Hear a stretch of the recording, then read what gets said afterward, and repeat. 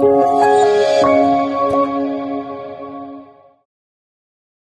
sih tujuan dari pengelolaan daerah aliran sungai itu?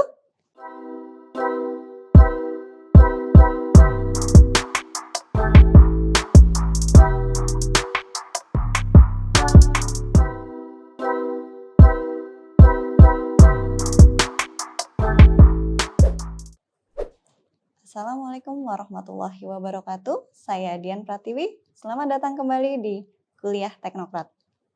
Pada kesempatan kali ini saya akan membahas mengenai daerah aliran sungai dan hujan. Tujuan pembelajaran dari mata kuliah ini adalah mahasiswa dapat memahami mengenai daerah aliran sungai, bentuk dan ciri-ciri daerah aliran sungai, dan hal-hal yang dapat mempengaruhi daerah aliran sungai. Kemudian, mahasiswa dapat memahami mengenai hujan, tipe hujan, alat penakar hujan, dan komponennya. Nah, sekarang apa yang dimaksud dengan daerah aliran sungai?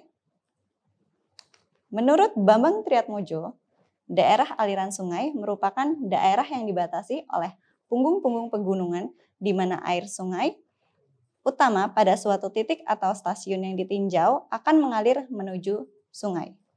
Kegunaan suatu daerah aliran sungai atau yang biasa kita sebut dengan das adalah menerima, menyimpan, dan mengalirkan air hujan yang jatuh di atasnya melalui sungai. Dalam suatu das atau daerah aliran sungai terdapat makhluk hidup dan lingkungannya, di mana makhluk hidup dan lingkungannya saling berinteraksi membentuk wilayah yang secara ekologi tunggal dan seragam. Kemudian, apa sih tujuan dari pengelolaan daerah aliran sungai itu? Nah, tujuan dari pengelolaan daerah aliran sungai itu yang pertama adalah mengkonservasi tanah pada lahan pertanian. Yang kedua, memanen atau menyimpan kelebihan air pada musim hujan dan memanfaatkannya pada musim kemarau. Kemudian yang ketiga, memacu usaha tani berkelanjutan dan menstabilkan hasil panen melalui perbaikan pengelolaan dan sistem pertanian. Yang keempat adalah memperbaiki keseimbangan ekologi, mencakup hubungan tata air pada bagian hulu dan juga hilir, kemudian kualitas air, kualitas dan kemampuan lahan, dan keanekaragaman hayati yang terdapat dalam suatu ekologi tersebut. Sekarang kita akan membahas bentuk dan ciri-ciri daerah aliran sungai. Dalam suatu daerah aliran sungai, atau yang biasa kita sebut das, aliran-aliran sungai yang tidak memiliki cabang di ujung pengairannya disebut dengan orde pertama sungai atau biasa kita sebut dengan aliran pada daerah hilir. Gabungan dua orde pertama dalam suatu sistem sungai membentuk orde kedua. Dua orde kedua tersebut membentuk orde ketiga dan seterusnya. Aliran sungai di kawasan hutan pada daerah aliran sungai umumnya berada di orde yang lebih rendah atau biasa kita sebut dengan daerah hulu sungai menurut Didik Suprayogo tahun 2017. Kemudian ciri-ciri lainnya dari daerah aliran sungai yaitu daerah aliran sungai yang mempunyai bentuk lebar akan menunjukkan ciri debit aliran puncak lebih besar daripada debit aliran puncak pada daerah aliran sungai yang memanjang. Kemudian pada daerah aliran sungai yang berbentuk memanjang, waktu untuk terjadinya akumulasi aliran penuh akibat curah hujan akan lebih lama, sehingga terbentuk hidrograf cenderung akan lebih landai dengan waktu terjadinya debit puncak lebih besar. Bentuk daerah aliran sungai akan berpengaruh terhadap debit pengaliran, pola banjir, dan debit banjir. Bentuk-bentuk daerah aliran sungai pada suatu sistem sungai dapat kita kategorikan sebagai berikut.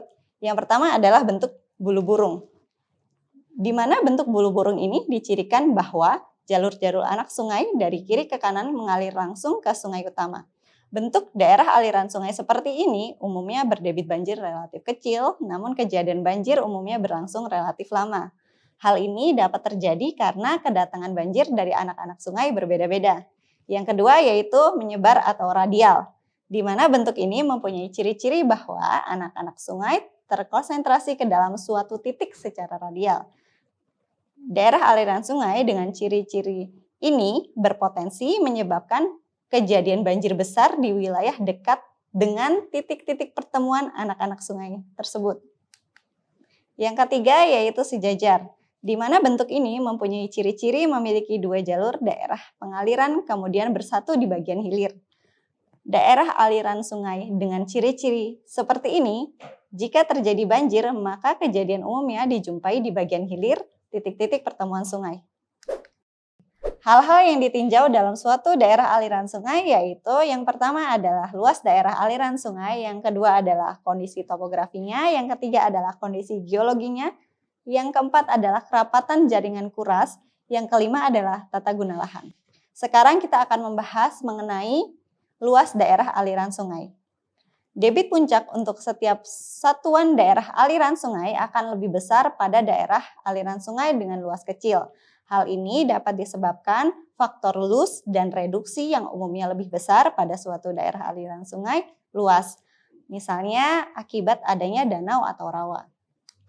Kemudian kondisi topografi. Pada daerah aliran sungai dengan kemiringan tanah dan alur sungai yang besar akan menunjukkan ciri debit puncak yang besar. Hal ini disebabkan proses pengatusan aliran permukaan yang lebih cepat akibat kemiringan yang besar tersebut. Yang ketiga yaitu kondisi geologi. Pengaruh faktor geologi pada suatu daerah aliran sungai, terutama menyangkut besarnya laju infiltrasi dan evaporasi. Pada daerah aliran sungai dengan kondisi geologi yang menunjukkan sifat tanah yang rapat, nilai infiltrasi akan kecil. Sehingga pada waktu terjadi hujan akan menyebabkan adanya aliran permukaan yang besar. Sebaliknya, pada daerah aliran sungai di mana struktur tanah dan batuannya mempunyai sifat permeabilitas yang besar, jumlah air hujan yang terinfiltrasi akan cukup besar sehingga mengurangi potensi aliran permukaan yang terjadi akibat hujan. Yang keempat yaitu kerapatan jaringan kuras. Kerapatan jaringan kuras dinyatakan dengan panjang alur sungai per satuan luas daerah aliran sungai. Daerah aliran sungai yang mempunyai banyak anak sungai berarti kerapatan jaringan kurasnya besar dan proses pengatusan lebih cepat. Sebab air limpasan permukaan segera akan tertampung pada alur-alur sungai. Dengan demikian, debit aliran puncaknya akan lebih besar dibanding dengan debit puncak yang terjadi pada daerah aliran sungai dengan kerapatan jaringan kuras kecil dan waktu untuk mencapai debit puncak lebih cepat. Yang kelima yaitu tata guna lahan. Faktor tata guna lahan pada daerah aliran sungai memberikan pengaruh cukup dominan. Macam penggunaan lahan akan sangat menentukan besarnya lus akibat infiltrasi dan besarnya koefisien limpasan. Perubahan tata guna lahan dapat menyebabkan perubahan nilai koefisien limpasan permukaan atau koefisien aliran dan kerapatan jaringan kuras. Sebagai contoh, pada daerah aliran sungai yang semula sebagian besar berupa hutan dan persawahan, kemudian berubah menjadi lahan permukiman, akan menunjukkan ciri perubahan debit puncak aliran banjir menjadi meningkat. Kemudian kita akan membahas mengenai hujan atau presipitasi. Nah, sekarang apa sih yang dimaksud dengan hujan atau presipitasi? Presipitasi atau hujan merupakan turunnya air dari atmosfer ke permukaan bumi yang berupa hujan, hujan salju, kabut, embun, dan hujan es. Pada daerah tropis, termasuk Indonesia, yang memberikan sumbangan paling besar adalah hujan sendiri. Sehingga seringkali hujanlah yang dianggap sebagai presipitasi. Kemudian hujan sendiri terjadi karena adanya udara basah yang naik ke atmosfer mengalami pendinginan sehingga terjadi proses kondensasi. Naiknya udara ke atas dapat terjadi secara siklonik, orografik, dan konvektif. Nah, ketiga kondisi ini dapat dijadikan salah satu tipe hujan. Sekarang kita akan mulai membahas mengenai hujan konvektif. Hujan jenis ini biasanya terjadi sebagai hujan dengan intensitas yang tinggi akibat massa udara yang terangkat ke atas oleh pemanasan lahan. Hujan jenis ini biasanya terjadi di daerah yang relatif luas, bergerak sesuai dengan pergerakan angin. Yang kedua adalah hujan siklonik. Hujan jenis ini biasanya terjadi karena udara lembab panas terangkat ke atas oleh lapisan udara yang lebih dingin dan lebih rapat. Penyebaran hujan jenis ini sangat dipengaruhi oleh landai pertemuan antara udara panas dan udara dingin yang biasanya merupakan hujan dengan daerah penyebarannya terbatas dan dalam waktu yang pendek. Yang ketiga yaitu hujan orografik. Hujan jenis ini terjadi karena massa udara lembab terangkat ke atas oleh angin karena adanya gunung atau pegunungan. Udara lembab yang melintasi daerah pegunungan akan naik dan mengalami pendinginan, sehingga terbentuklah awan dan hujan. Kemudian kita akan membahas mengenai data hujan. Ada beberapa data hujan yang dapat dipergunakan dalam melakukan analisa hidrologi. Nah, yang pertama yaitu data curah hujan. Data ini merupakan tinggi hujan dalam satu hari, satu bulan, atau satu tahun yang dinyatakan dalam milimeter, sentimeter, inci. Misalnya 124 mm per hari atau 462 mm per bulan. Yang kedua yaitu waktu hujan. Waktu hujan ini merupakan lama terjadinya satu kali hujan yang diperoleh oleh hasil pengukuran alat pengukur hujan. Misalnya 124 menit pada satu kejadian hujan.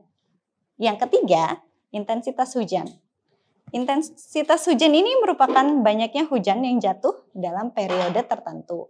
Misalnya 48 mm per jam. Yang keempat adalah frekuensi hujan. Frekuensi hujan ini merupakan kemungkinan yang terjadi atau dilampauinya suatu tinggi hujan tertentu. Misalnya, hujan dengan curah hujan 115 mm per hari akan terjadi selama sekali dalam 20 tahun. Kemudian alat pengukur hujan. Alat pengukur hujan dapat dibedakan menjadi dua macam. Yang pertama yaitu alat penakar hujan biasa atau dapat kita sebut dengan manual rain gauge dan alat penakar hujan otomatis atau automatic rain gauge.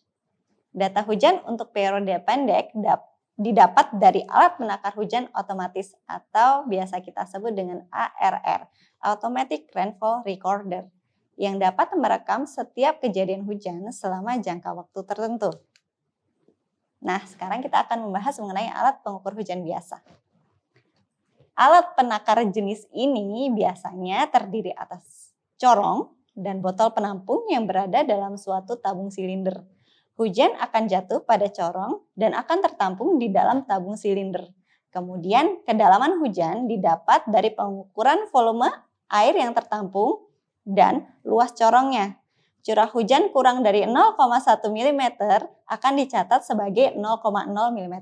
Sedangkan jika tidak ada hujan yang tertampung pada alat pengukur hujan tersebut, maka disimbolkan dengan tanda strip.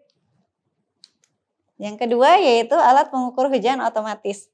Alat pengukur hujan otomatis ini dibagi menjadi 3, yaitu yang pertama akan kita bahas merupakan tipe timbangan atau weighting bucket. Tipe ini dapat merekam jumlah kuantitatif hujan secara kontinu. Alat ini tidak dilengkapi dengan sistem pengurasan otomatis. Ya, sekarang kita akan membahas mengenai alat penakar hujan otomatis yang kedua, yaitu biasa kita sebut dengan tipping bucket atau alat penakar hujan dengan timba jungkit. Alat ini digunakan untuk pengukuran khusus. Air hujan yang tertampung ke dalam corong akan diteruskan ke saringan, kemudian masuk ke dalam tipping bucket. Kapasitas bucket ini didesain khusus setara dengan 0,5 mm sehingga apabila tampungan air hujan tercapai akan terjungkit atau tipping yang akan diteruskan dengan proses perekaman. Yang ketiga, kita akan membahas mengenai alat penakar hujan dengan tipe float. Nah, alat ini merupakan alat yang memanfaatkan gerakan naik pelampung dalam bejana akibat tertampungnya curah hujan. Pelampung ini berhubungan dengan sistem pena perekam di atas kertas berskala yang menghasilkan grafik rekaman data hujan. Alat ini dilengkapi dengan sistem pengurasan otomatis, yaitu pada saat air hujan yang tertampung telah mencapai kapasitas penerima akan dikeluarkan dari bejana dan pena akan kembali pada posisi dasar kertas rekaman data hujan. Nah, setelah selesai membahas mengenai daerah aliran sungai dan hujan, ada beberapa kesimpulan yang dapat kita peroleh. Yang pertama yaitu mengenai daerah aliran sungai dan hujan. Air hujan yang jatuh di atas daerah aliran sungai melalui sungai akan diterima, disimpan, dan dialirkan menuju sungai utama. Yang kedua yaitu mengenai bentuk das. Bentuk das akan berpengaruh terhadap debit pengaliran. Yang ketiga mengenai hujan. Hujan sendiri terjadi karena adanya udara basah yang naik ke atmosfer mengalami pendinginan sehingga terjadi proses kondensasi. Yang keempat, naiknya udara ke atas dapat terjadi secara siklonik, orografik, dan konvektif. Yang kelima, terdapat alat pengukur hujan yang biasa digunakan, yaitu alat pengukur hujan biasa dan alat pengukur hujan otomatis, di mana kedua alat tersebut mempunyai kelebihan dan kekurangan masing-masing. Demikianlah pengetahuan mengenai daerah aliran sungai dan hujan. Sampai jumpa kembali di channel YouTube ini.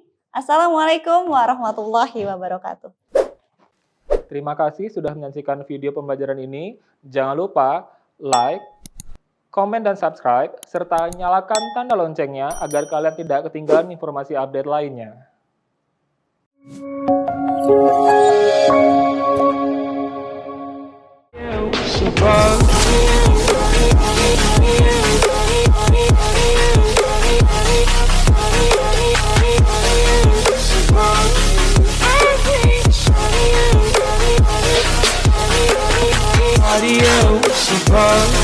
I hate body.